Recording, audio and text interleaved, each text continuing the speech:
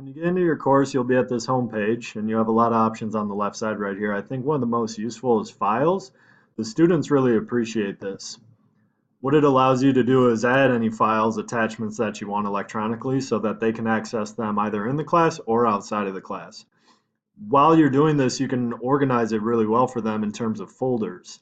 So for instance, the first page that shows up in my files, I don't want it to be too overwhelming, so I organize it first semester, second semester. And then you can even see some attachments, and then I have a file important documents, which is kind of the beginning of the year stuff. Before I show you how to create any of this, I just want to show you how I navigate, which you don't have to do it the way that I do, but it might just give you some insight. So when I go into first semester, you can then see the subfolders that I have within are all the units within that first semester. Again, a couple attachments here, but then if I do go into a subfolder, you'll see that those are typically the attachments for that unit. If you did then select on this, it'll show up what your attachment actually looks like on their end, which is kind of cool. And these are my unit outlines, so it's really nice. The kids at the beginning of the unit, they know if they lose the hard copy I give them in class or they were sick, whatever may be the case, they can access this right away.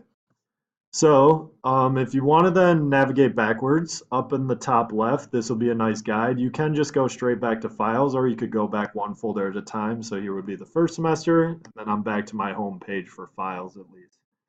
All right, so first thing is let's create a folder. Real simple, top right here, add folder, and we can just call it test folder.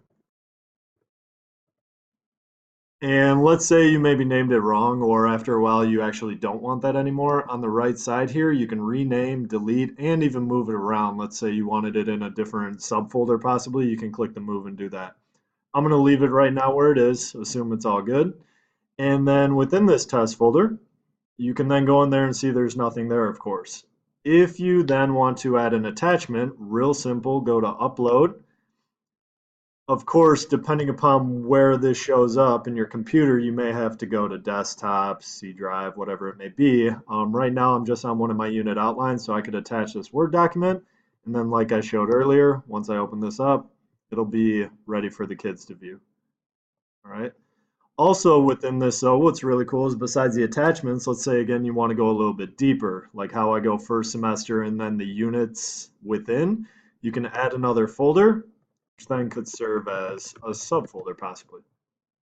Same idea applies for this over here on the right. If you didn't like that folder, you can delete it. If you don't want the attachment, you can actually delete that as well. I did attach this as a Word doc. You may have teachers telling you it might be best to do PDF so they don't modify the documents. I think that's going to kind of be up to you in the way you want to organize and present the information to the students.